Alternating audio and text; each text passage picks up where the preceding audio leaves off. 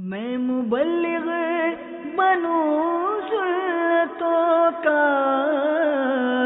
خوب چرچا کروں سنتوں کا، ہو کرم بہر خاک مدینہ۔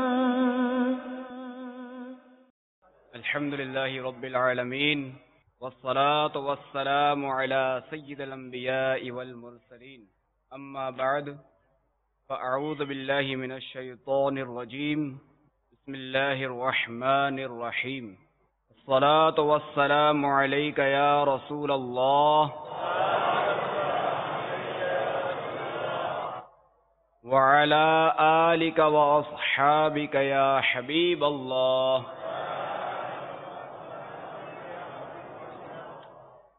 الصلاة والسلام علیک یا نبی اللہ وعلى آلک واصحابک یا نور اللہ۔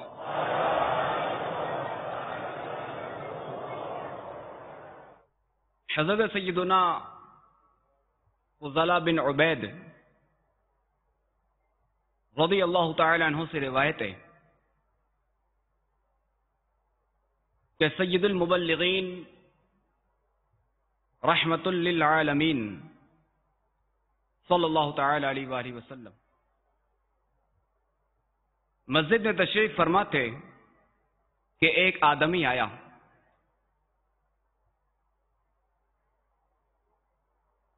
اس نے نماز پڑھی اور پھر ان کلمات سے دعا مانگی، اللہم اغفر لی وارحمنی،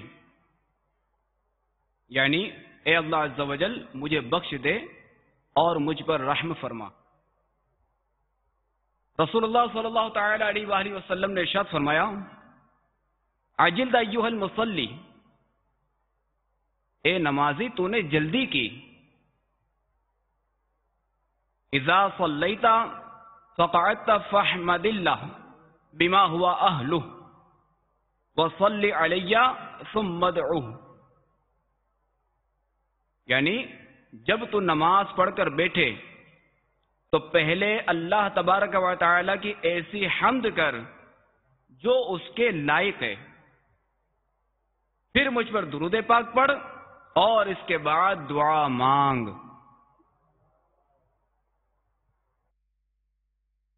راوی کا بیان ہے کہ اس کے بعد ایک اور شخص نے نماز پڑھی، پھر نماز سے فارغ ہو کر اللہ تبارک و تعالی کی حمد بیان کی اور حضور علیہ الصلوۃ والسلام پر درود پاک پڑھا۔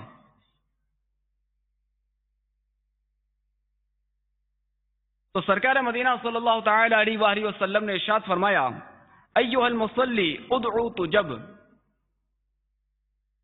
اے نمازی تو دعا مانگ قبول کی جائے گی۔ تو میٹھے میٹھے اسلامی بھائیوں اور مدنی چینل کے ناظرین،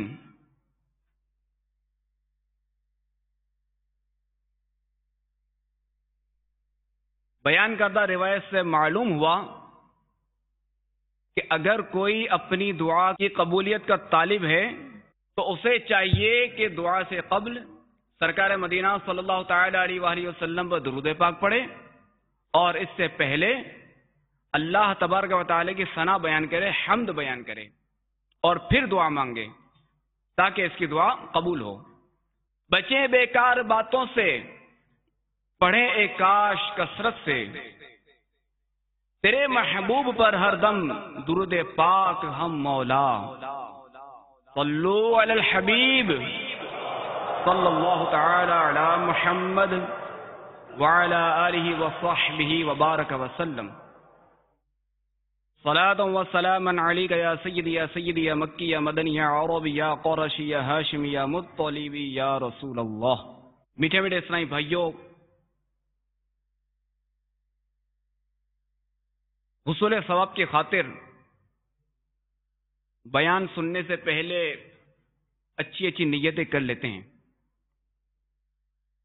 کہ فرمان مصطفیٰ صلی اللہ تعالی علیہ وآلہ وسلم ہے، نیت المؤمن خیر من عملہ، کہ مسلمان کی نیت اس کے عمل سے بہتر ہے.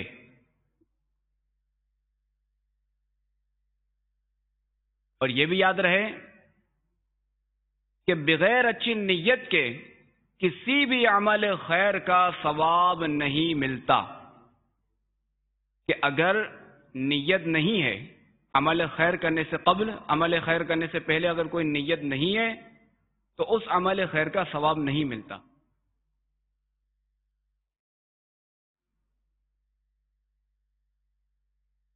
جتنی اچھی نیتیں ہوں گی، یعنی جتنی اچھی نیتیں زیادہ ہوں گی اتنا ثواب بھی زیادہ ملے گا. تو جب بھی کوئی عمل خیر کیا جائے تو اس سے پہلے ثواب کی نیت کر لینی چاہیے.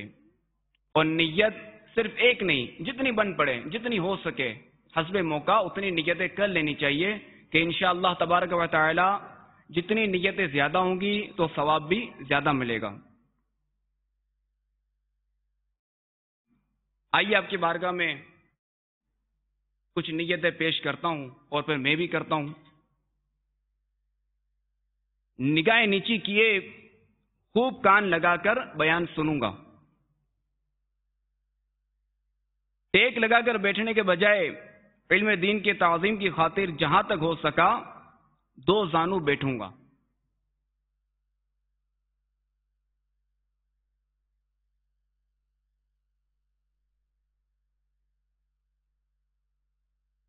ضرورتاً سمٹ سرک کر دوسرے کے لیے جگہ کشادہ کروں گا. دھکا وغیرہ لگا تو صبر کروں گا، گھوڑنے جھڑکنے اور الجھنے سے بچوں گا. صلو علی الحبیب اذکر اللہ توبوا الی اللہ وغیرہ سن کر ثواب کمانے اور صدا لگانے والوں کی دل جوئی کے لیے بلند آواز سے جواب دوں گا. بیان کے بعد خود آگے بڑھ کر سلام و مصافحہ اور انفرادی کوشش کروں گا.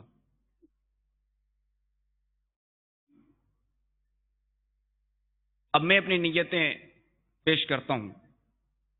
اللہ عز و جل کی رضا پانے اور ثواب کمانے کے لیے بیان کروں گا. ادع الی سبیل ربک بالحکمہ والموعظۃ الحسنہ، یہ قرآن پاک کی آیت ہے، ترجمہ کنز ایمان. اپنے رب کی راہ کی طرف بلاؤ پکی تدبیر اور اچھی نصیحت سے. اور بخاری شریف میں وارد اس فرمان مصطفیٰ صلی اللہ تعالی علیہ وآلہ وسلم بلغوا عنی ولو آیہ، یعنی پہنچا دو میری طرف سے اگرچہ ایک ہی آیت ہو. اس میں دیے ہوئے احکام کی انشاءاللہ عز و جل پیروی کروں گا. نیکی کے حکم دوں گا اور برائی سے منع کروں گا. اشعار پڑھتے نیز عربی، انگریزی اور مشکل الفاظ بولتے وقت دل کے اخلاص پر توجہ رکھوں گا. یعنی اپنی علمیت کی ڈھاک بٹھانی مقصود ہوئی تو انشاءاللہ عز و جل بولنے سے بچوں گا. قہقہ لگانے اور لگوانے سے بچوں گا. نظر کی حفاظت کا ذہن بنانے کی خاطر حتی الامکان نگاہیں نیچی رکھنے کی کوشش کروں گا. صلو علی الحبیب صلی اللہ تعالی علی محمد وعلی آلہ وصحبہ وبارک وسلم. شیخ طریقت امیر اہل سنت بانی دعوت اسلامی حضرت علامہ مولانا ابو بلال محمد الیاس ستار قادری رضوی ضیائی دامت برکاتہم العالیہ اپنی مایہ ناز تصنیف فیضان سنت میں ایک حکایت نقل فرماتے ہیں. منقول ہے کہ حضرت سیدنا عیسیٰ روح اللہ علیہ نبینا علیہ الصلوۃ والسلام کے دور کا واقعہ ہے کہ ایک شخص مدت سے کسی عورت پر عاشق تھا. ایک بار اس نے اپنی معشوقہ پر قابو پا لیا. لوگوں کی ہلچل سے اس نے اندازہ لگایا کہ لوگ چاند دیکھ رہے ہیں. اس نے اس عورت سے پوچھا کہ لوگ کس ماہ کا چاند دیکھ رہے ہیں. اس نے کہا، عورت نے کہا، رجب کا۔ وہ شخص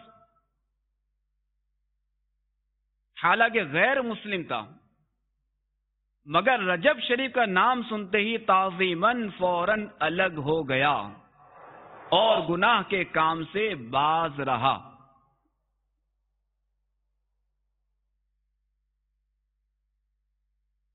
حضرت سیدنا عیسیٰ روح اللہ علیہ نبینا علیہ الصلوۃ والسلام کو حکم ہوا کہ ہمارے فلاں بندے کی ملاقات کو جاؤ۔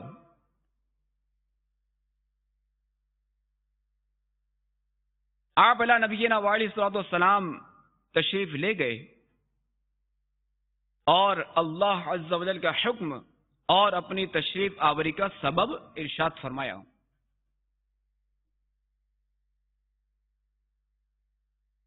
یہ سنتے ہی اس کا دل نور اسلام سے جگمگا اٹھا اور اس نے فوراً اسلام قبول کر لیا۔ صلو علی الحبیب صلی اللہ تعالی علی محمد وعلی آلہ وصحبہ وبارک وسلم۔ میٹھے میٹھے اسلامی بھائیوں، رجب المرجب کی بہاریں کہ اس ماہ کی تعظیم کر کے جب ایک غیر مسلم کو ایمان کی دولت نصیب ہو گئی تو ذرا سوچئے کہ جو مسلمان ہو کر اس ماہ کی تعظیم کرتے ہوئے اس میں گناہ نہ کرے، جھوٹ، غیبت، چغلی، فریب، وعدہ خلافی وغیرہ وغیرہ گناہوں سے حتی الامکان بچنے کی کوشش کرے، نیز پورا مہینہ عبادت اور ریاضت میں گزارے، نمازوں کی پابندی کرے، اشراق و چاش کے نوافل پڑھے، نماز تہجد ادا کرے، اس ماہ کے نفلی روزے بھی رکھے، شب میں قیام اور تلاوت قرآن بھی کرے، تو ایسا شخص اللہ عز و جل کی طرف سے کیسے کیسے انعامات و اکرامات کا مستحق ہوگا۔ بہرحال ہمیں چاہیے کہ جب بھی یہ بابرکت مہینہ تشریف لائے تو اس میں خوب خوب عبادت و ریاضت کریں تاکہ اللہ تبارک و تعالی کی رحمتوں اور برکتوں سے مالا مال ہوں۔ امیر علیہ سنت دامت برکاتہم العالیہ اپنے رسالے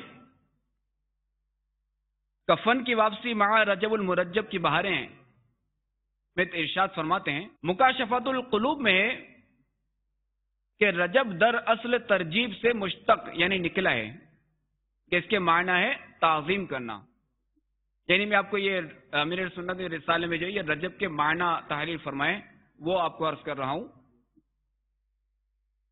کہ اس کے معنی ہے تعظیم کرنا۔ اس کو الاسب یعنی سب سے تیز بہاؤ بھی کہتے ہیں، اس لیے کہ اس ماہ مبارک میں توبہ کرنے والوں پر رحمت کا بہاؤ تیز ہو جاتا ہے اور عبادت کرنے والوں پر قبولیت کے انوار کا فیضان ہوتا ہے۔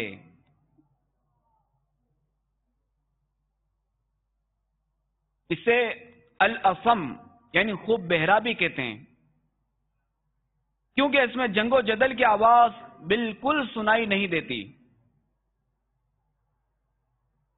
اور اسے رجب بھی کہا جاتا ہے کہ جنت کی ایک نہر کا نام رجب ہے جس کا پانی دودھ سے زیادہ سفید، شہد سے زیادہ میٹھا اور برف سے زیادہ ٹھنڈا ہے، اور اس نہر سے وہی شخص پانی پیے گا جو رجب کے مہینے میں روزے رکھے گا۔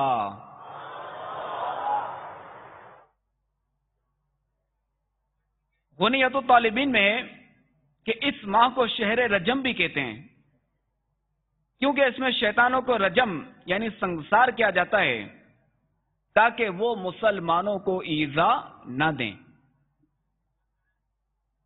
اس ماہ کو اسم یعنی خوب بہرا بھی کہتے ہیں کیونکہ اس ماہ میں کسی قوم پر اللہ تبارک و تعالی کے عذاب کے نازل ہونے کے بارے میں نہیں سنا گیا۔ اللہ عز و جل نے گزشتہ امتوں کو ہر مہینے میں عذاب دیا اور اس ماہ میں کسی قوم کو عذاب نہ دیا۔ رجب المرجب بھی ان 4 مہینوں میں سے ایک ہے جن کی حرمت و عظمت کا ذکر قرآن پاک میں کیا گیا ہے، جیسا کہ سورۃ التوبہ میں ان مہینوں کی حرمت کے متعلق ارشاد ہوتا ہے، ان عدۃ الشہور عند اللہ 12 شہرا فی کتاب اللہ یوم خلق السماوات والارض منها 4 حرم ذالک الدین القیم۔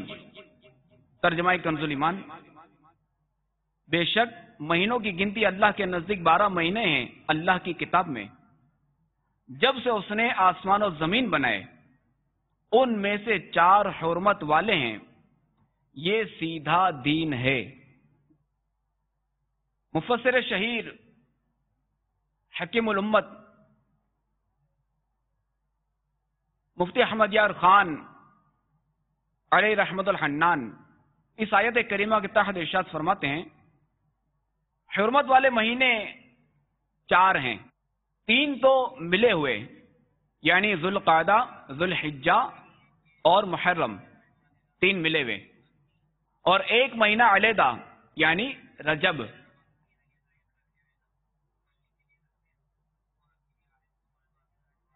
یہ چاروں مہینے اسلام سے پہلے ہی محترم مانے جاتے تھے، اور مزید فرماتے ہیں کہ ان کا احترام اب بھی باقی ہے کہ ان میں عبادت کی جاوے، گناہ سے بچا جاوے۔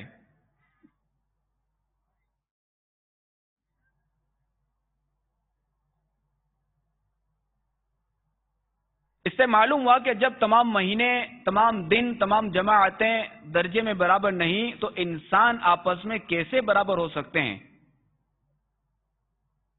یہ تفسیر خزائن العرفان میں تو واقعی مقام غور ہے کہ جب سب مہینے آپس میں مقام و مرتبے کے لحاظ سے برابر نہیں ہیں تو سب انسان برابر کیسے ہو سکتے ہیں؟ کہ آپ دیکھیں کہ رجب، ذوالقعدہ، ذوالحجہ، محرم کہ یہ 4 مہینے افضل، یوں دیکھا جائے تو چونکہ مہینوں کا ہمیں پتا چلا کہ مہینے بھی افضل ہیں ایک دوسرے سے، تو اس سے ہمیں یہ بھی پتا چلا کہ انسان کہ جب مہینے تمام آپس میں برابر نہیں ہیں تو تمام انسان آپس میں کیسے برابر ہو سکتے ہیں؟ تو یقیناً کوئی افضل اور کوئی مفضول۔ تو اللہ تبارک و تعالیٰ کے تمام ولیوں اور نبیوں کو بارگاہ الہی عز و جل میں ایک خاص مقام و مرتبہ حاصل ہے، جس کی وجہ سے وہ نفوس قدسیہ عام انسانوں سے ممتاز ہوتے ہیں۔ نیز یہ بھی معلوم ہوا کہ یہ مہینے اسلام سے پہلے بھی قابل احترام تھے، یعنی ان مہینوں کی حرمت اسلام کی تشریف آوری سے پہلے بھی تھی، اور اسلام نے بھی ان مہینوں کے احترام کو باقی رکھا، صرف باقی نہ رکھا بلکہ ان کے احترام کو مزید بڑھا دیا، اور ان مہینوں میں خصوصیت کے ساتھ گناہوں سے باز رہنے کا حکم دیا، جیسا کہ ارشاد ہوتا ہے ترجمہ کنز ایمان، تو ان مہینوں میں اپنی جان پر ظلم نہ کرو۔ یعنی یہاں یہ بیان فرمایا گیا کہ ان مہینوں کی عزت اس طرح کرو اور ان کو قابل احترام اس طرح بناؤ کہ خصوصیت سے ان 4 مہینوں میں کوئی گناہ نہ کرو، کہ ان میں گناہ کرنا اپنے آپ پر ظلم کرنا ہے۔ تو میٹھے میٹھے اسلامی بھائیوں اور مدنی چینل کے ناظرین، ہمیں چاہیے کہ اس ماہ مبارک کی آمد پر ہم اپنی نیکیوں میں اضافہ کر دیں، عبادت و ریاضت میں مشغول ہو جائیں، اور گناہوں سے ناتا توڑ کر اپنے رب عز و جل سے لو لگا لیں۔ جھوٹ، غیبت، چغلی وغیرہ گالی گلوچ اور مسلمانوں کی دل آزاری، رشتہ داروں سے قطع تعلقی، فلم و ڈراموں اور ہر قسم کے گناہوں سے بچتے ہوئے سابقہ گناہوں سے سچی توبہ کر لیجئے اور آئندہ گناہ نہ کرنے کا پکا ارادہ کر لیں۔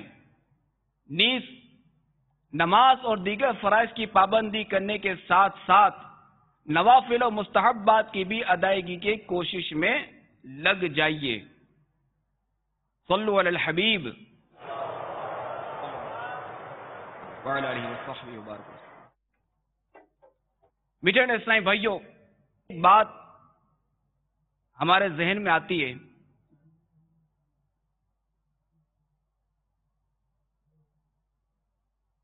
کہ گناہوں کی کتنی نحوست ہے، ہم سب کو معلوم ہے۔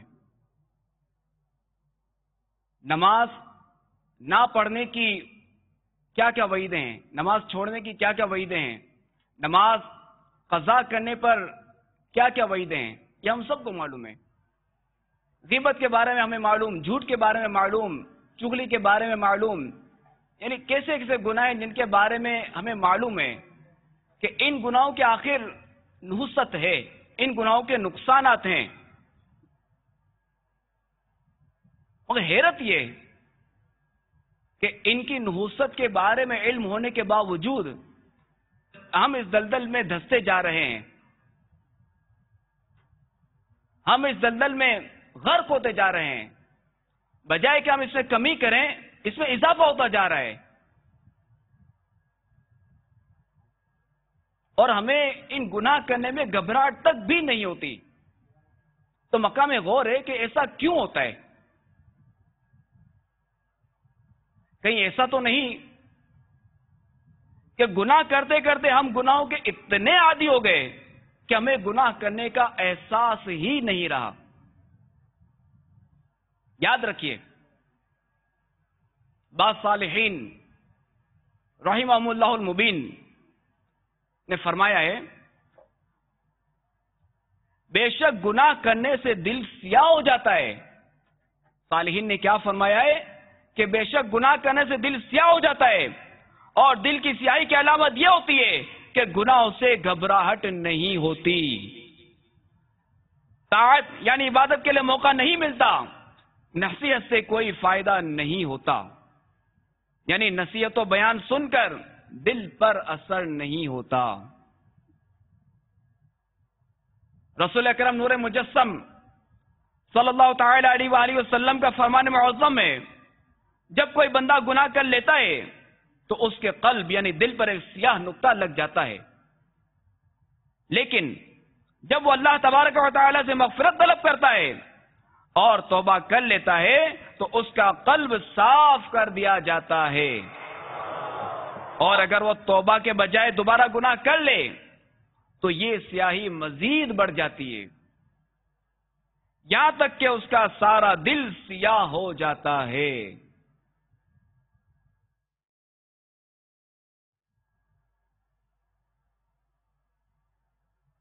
محیط دل پہ ہوا ہائے نفس امارہ، محیط دل پہ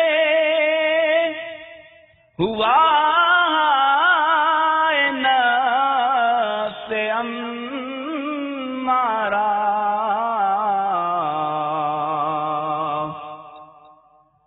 محیط دل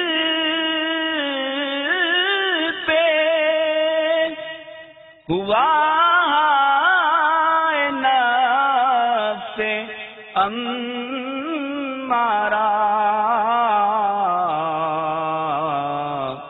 دماغ پر میرے ابلیس چھا گیا، یا رب دماغ پر میرے ابلیس چھا گیا، یا رب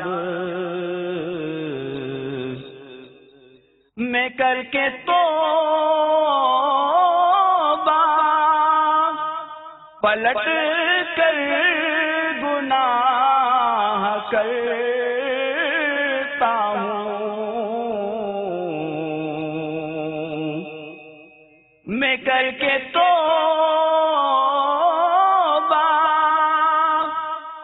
پلٹ کر گناہ کرتا ہوں،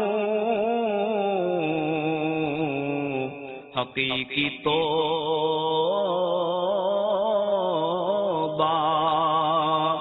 کا کر دے شرف عطا یا رب،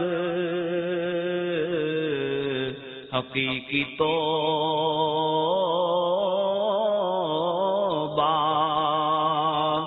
کا کر دے شرف عطا یا رب،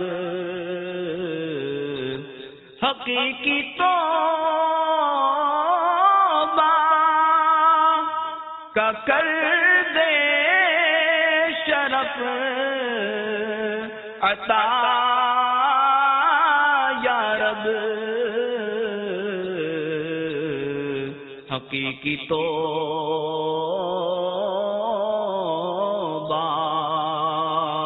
کا کر دے شرف عطا یا رب، حقیقی توبہ کا کر دے شرف عطا یا رب۔ توبوا الی اللہ، صلوا علی الحبیب صلی اللہ تعالی علی محمد وعلی آلہ وصحبہ وبارک وسلم۔ حضرت سیدنا انس رضی اللہ تعالی عنہ سے مروی ہے کہ رسول اللہ صلی اللہ تعالی علیہ وآلہ وسلم نے فرمایا، خیرۃ اللہ من الشہور شہر رجب وہو شہر اللہ، یعنی اللہ عز و جل کے پسندیدہ مہینوں میں رجب کا مہینہ ہے، یہ اللہ عز و جل کا مہینہ ہے۔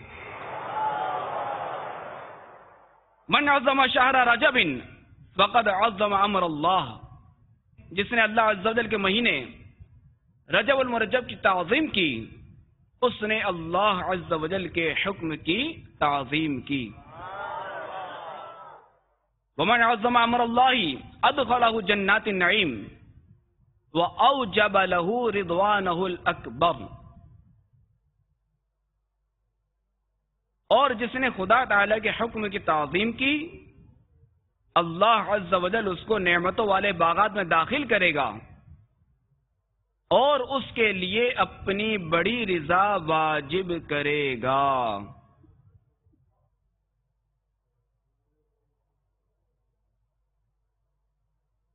میٹھے میٹھے اسلامی بھائیوں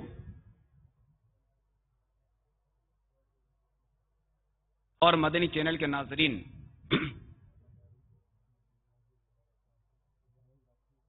یقیناً اس حدیث پاک سے ماہ رجب المرجب کی زبردست شان و عظمت کا پتہ چلتا ہے۔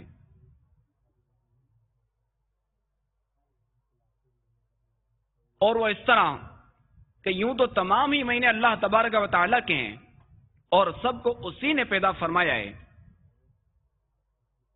لیکن خصوصیت کے ساتھ رجب المرجب کے بارے میں فرمایا گیا کہ یہ اللہ تبارک و تعالیٰ کا مہینہ ہے۔ نیز حدیث پاک میں یہ بھی بیان کیا گیا ہے کہ جس نے اس مہینے کی تعظیم کی، اللہ عز و جل اسے نعمتوں والے باغات عطا فرمائے گا اور اس سے راضی ہو جائے گا۔ یقیناً ہم میں سے ہر ایک کی خواہش ہے کہ اللہ تبارک و تعالی ہم سے راضی رہے، اور ہر کوئی یہ چاہتا ہے کہ وہ عذاب جہنم سے نجات پا کر جنت میں چلا جائے۔ تو اس خواہش کی تکمیل کے اسباب میں سے ایک سبب ماہ رجب المرجب کی تعظیم کرنا بھی ہے. تو ہمیں چاہیے کہ اس مہینے کی خوب تعظیم کریں. تعظیم کس طرح؟ کہ اس ماہ میں اللہ تبارک و تعالی کی عبادت کریں، خوب ریاضت میں یہ مہینہ گزاریں اور اپنے آپ کو گناہوں سے بچائیں. یعنی اس مہینے میں عبادت تو ویسے پورے 12 ماہ کرنی چاہیے، مگر اس ماہ میں خصوصیت کے ساتھ کرنی چاہیے، اور گناہوں سے بھی 12 ماہ بچنا چاہیے، مگر اس مہینے میں خصوصیت کے ساتھ بچنا چاہیے. تو لہذا اپنے آپ کو گناہوں سے بچائیں اور نیکیوں کی خوب کثرت کر کے اس مہینے میں عبادت کے بیج بونے کی کوشش کریں. اور افسوس کی بات تو یہ ہے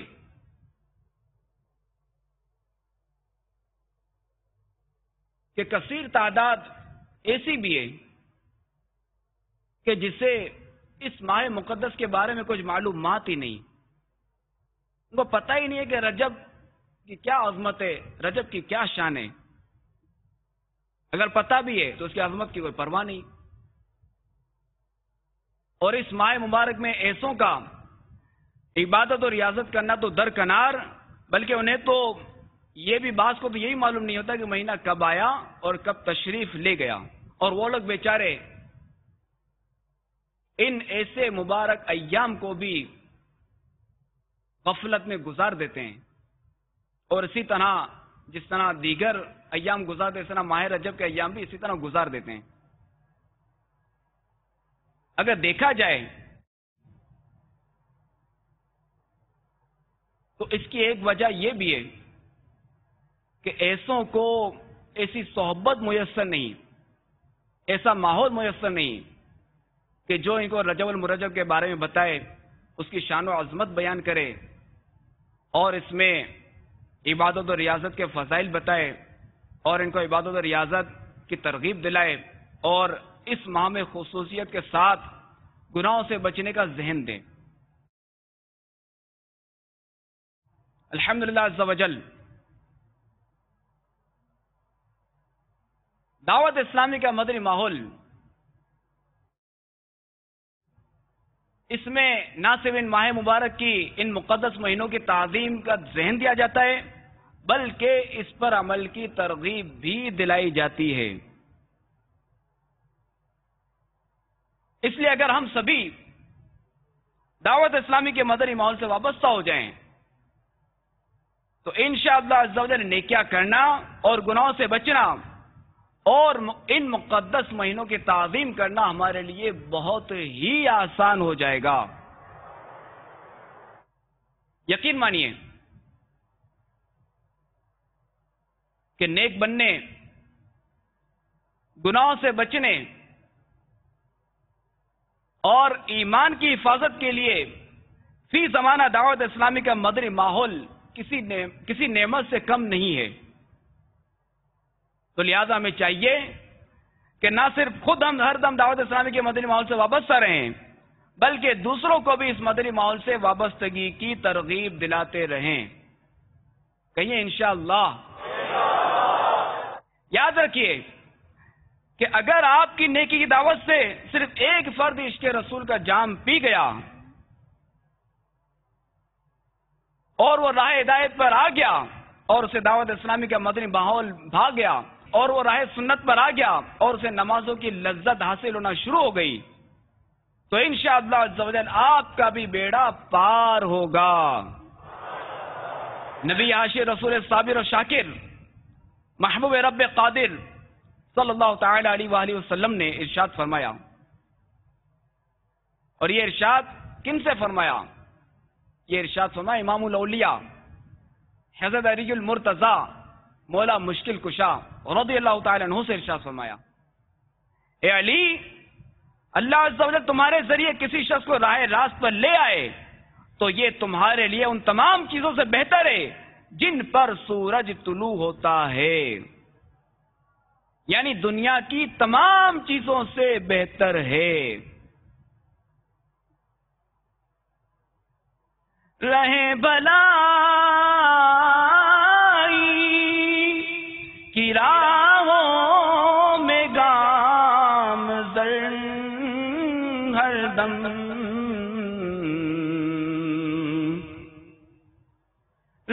بھلائی کی راہوں میں گامزن ہر دم کرے نہ رخ میرے پاؤں گناہ کا یا رب کرے نہ رخ میرے پاؤں گناہ کا یا رب کرم سے نیکی کی دعوت کا خوب جذبہ دے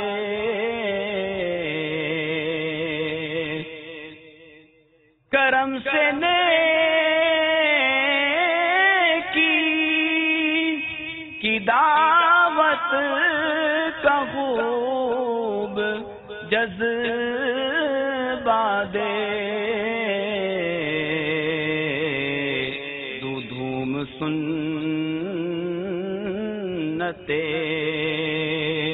محبوب کی مچا یا رب دو دھوم سنتے محبوب کی مچا یا رب آمین جاہ نبی میٹھے میٹھے اسلامی بھائیوں اور مدنی چینل کے ناظرین، آئیے رجب کے 3 حروف کی نسبت سے اس کی فضیلت پر 3 احادیث مبارکہ سنتے ہیں۔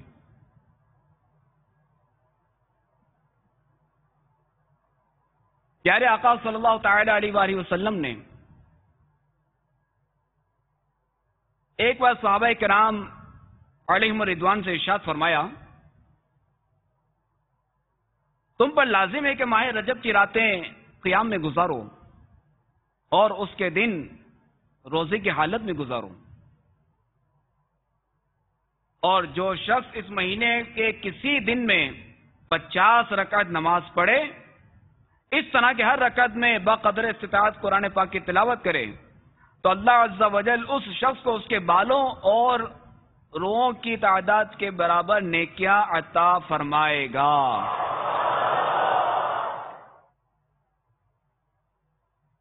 ایک بار پیارے آقا صلی اللہ تعالی علیہ وآلہ وسلم نے رجب کے مہینے میں جمعہ کا خطبہ دیتے ہوئے ارشاد فرمایا، اے لوگو، بے شک تم پر ایک عظیم مہینہ سایہ فگن ہے، اس مہینے میں نیکیوں کا اجر دگنا دیا جاتا ہے، اس میں دعائیں قبول ہوتی ہیں، اس میں مشکلات حل ہوتی ہیں، اور اس مہینے میں مومن کی دعا رد نہیں ہوتی۔ بس جو شخص اس مہینے میں کوئی بھلائی کا کام کرے تو اس کو کئی گنا اجر دیا جاتا ہے۔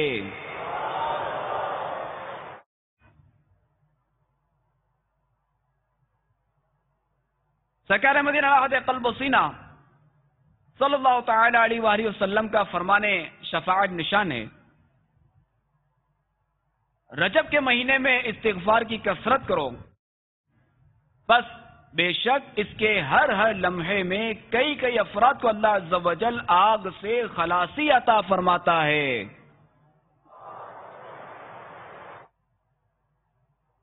دیکھا آپ نے کہ احادیث مبارکہ میں ماہ رجب کے کیسے عالی شان فضائل بیان کیے گئے ہیں۔ خاص طور پر پہلی حدیث یہ ہمیں زبردست مدنی سوچ فراہم کرتی ہے، اور وہ یہ کہ پیارے آقا مکی مدنی مصطفیٰ صلی اللہ تعالی علیہ وآلہ وسلم نے ماہ رجب المرجب کی راتوں میں خوب عبادت کرنے اور دن میں روزے رکھنے کی جب صحابہ کرام علیہم الرضوان کو اس قدر زیادہ طاقت فرمائی تو ہمیں اس مہینے میں کس قدر عبادت و ریاضت کی ضرورت ہے. اور پھر دوسری حدیث پاک میں بیان کیا گیا کہ ماہ رجب ایسا عظیم مہینہ ہے کہ اس میں دعائیں مقبول ہوتی ہیں اور مشکلات حل ہوتی ہیں. نیز اس ماہ میں کی جانے والی بھلائی کا اجر کئی گنا بڑھا دیا جاتا ہے. جبکہ آخری حدیث پاک میں ایک نصیحت اور ایک بشارت بیان کی گئی ہے. نصیحت کیا ہے؟ کہ ماہ رجب میں استغفار کی کثرت کرنی چاہیے، یہ نصیحت. اور بشارت کہ اس ماہ مقدس کی ہر ساعت میں اللہ عز و جل کئی افراد کو نار دوزخ سے نجات کا پروانہ عطا فرماتا ہے. لہذا ہمیں چاہیے کہ ہم بھی اس مہینے میں خوب استغفار کریں تاکہ اللہ عز و جل اپنے حبیب صلی اللہ تعالی علیہ وآلہ وسلم کے صدقے میں ہمیں بھی جہنم سے آزادی پانے والے خوش بختوں میں شامل فرما دے. اور یاد رکھیے کہ زندگی میں توبہ کی توفیق اور اس کا موقع ملنا بہت ہی بڑی سعادت ہے. اور یوں تو بہت سے لوگوں کی زندگی میں شب معراج، شب براءت اور شب قدر جیسی مقدس راتیں اور اسی طرح رجب، شعبان اور رمضان جیسے مبارک مہینے بار بار آتے ہیں، مگر انہیں توبہ کی توفیق نہیں ملتی. بلکہ بہت سے لوگ شاید ان مبارک لمحات میں ہر بار یہ سوچ کے رہ جاتے ہوں گے کہ یار ابھی تو بہت زندگی پڑی ہے، ابھی گناہ کر لو، بہت زندگی پڑی ہے، پھر کبھی توبہ کر لیں گے. دیکھو فلاں بھی تو اتنی عمر میں مرا ہے، فلاں کا انتقال بھی تو اتنی عمر میں ہوا، فلاں دیکھو، میرے دادا دیکھ لو، میرے والد دیکھ لو، میرے چچا دیکھ لو، میرے تایا دیکھ لو، میرے پڑوسی کو دیکھ لو، میرے فلاں رشتہ دار کو دیکھ لو، یہ دیکھو فلاں جا رہا ہے لاٹھی پہ، عصا کے سہارے پہ جا رہا ہے، دیکھو اس کی عمر کتنی بڑی ہے. سر ابھی تو بہت زندگی پڑی ہے، بعد میں پھر کبھی توبہ کر لیں گے. مگر افسوس کہ توبہ سے غفلت کرتے کرتے بالآخر موت آ جاتی ہے اور وہ اس سعادت سے محروم رہ جاتے ہیں. اور یہ تو ہر مسلمان کو معلوم ہے، ہر مسلمان کیا بلکہ موت کے بارے میں تو ہر شخص کو معلوم ہے کہ موت آنی ہے. نہ اس کا انکار کافر کرتا ہے، کافروں کی جتنی اقسام ہیں ان میں سے کوئی بھی انکار نہیں کرتا موت کا، دہریہ تک بھی موت کا انکار نہیں کرتا. موت تو ایک ایسی ہے کہ ہر ایک کو موت آنی ہے.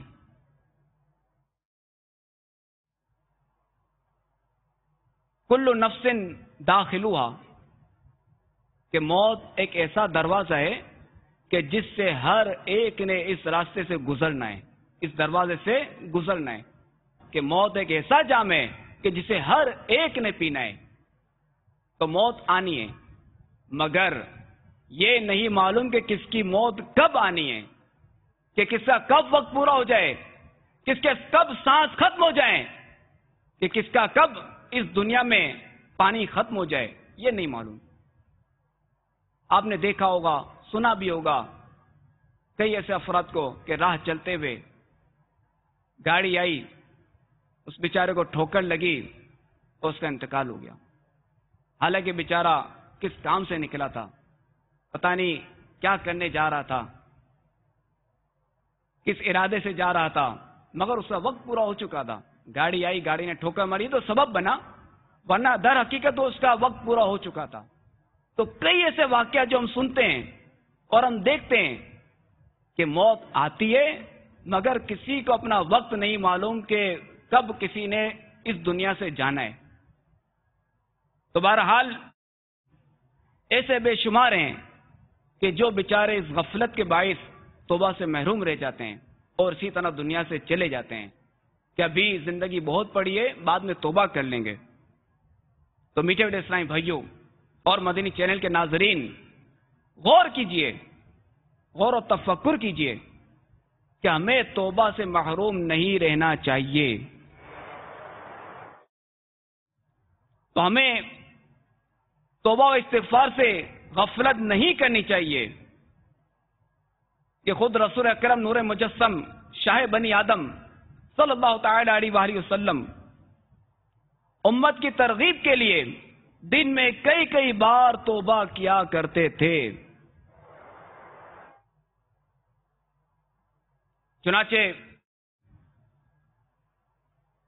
فیضان ریاض الصالحین میں کہ نبی کریم صلی اللہ تعالی علیہ وآلہ وسلم نے فرمایا، یا ایھا الناس توبوا الی اللہ واستغفروہ فانی اتوب فی اليوم الیہ 100 مرہ۔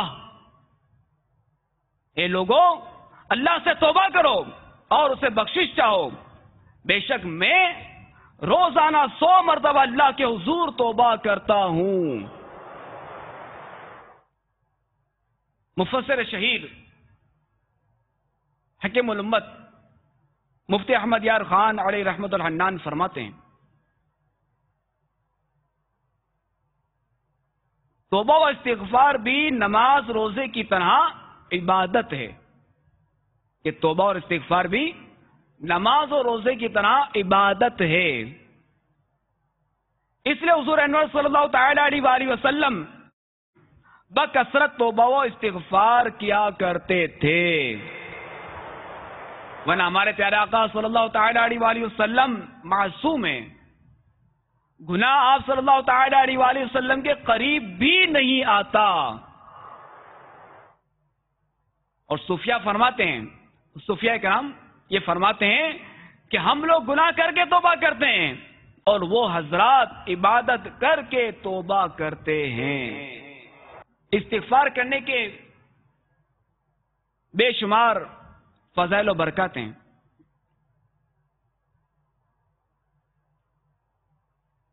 اور یاد رہے کہ استغفار کا مطلب ہے مغفرت طلب کرنا، گناہوں کی معافی مانگنا اور بخشش چاہنا۔ استغفار کا کیا مطلب ہے؟ مغفرت طلب کرنا، گناہوں کی معافی مانگنا اور بخشش چاہنا۔ اللہ تبارک و تعالی قرآن پاک میں استغفار کے بارے میں ارشاد فرماتا ہے، ترجمہ کنز ایمان، اور وہ کہ جب کوئی بے حیائی یا اپنی جانوں کو ظلم کریں، اللہ کو یاد کر کے اپنے گناہوں کی معافی چاہیں، اور گناہ کون بخشے سوائے اللہ کے۔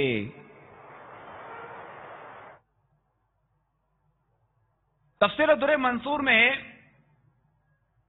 کہ جب یہ آیت مبارکہ نازل ہوئی تو ابلیس نے چیخ چیخ کر اپنے لشکر کو پکارا، اپنے سر پر خاک ڈالی اور خوب آہوزاری کی، حتیٰ کہ تمام کائنات سے اس کے چیلے جمع ہو گئے اور بولے، اے ہمارے سردار تجھے کیا ہو گیا؟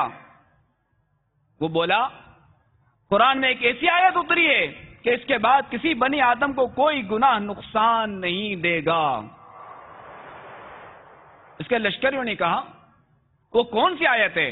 ابلیس لعین نے انہیں مذکور آیت خبر دی تو اس کے چیلوں نے کہا، ہم ان پر خواہشات کے دروازے کھول دیں گے کہ وہ توبہ و استغفار نہ کر پائیں گے اور وہ اسی خیال میں ہوں گے کہ ہم حق پر ہیں۔ یہ سن کر شیطان مردود خوش ہو گیا۔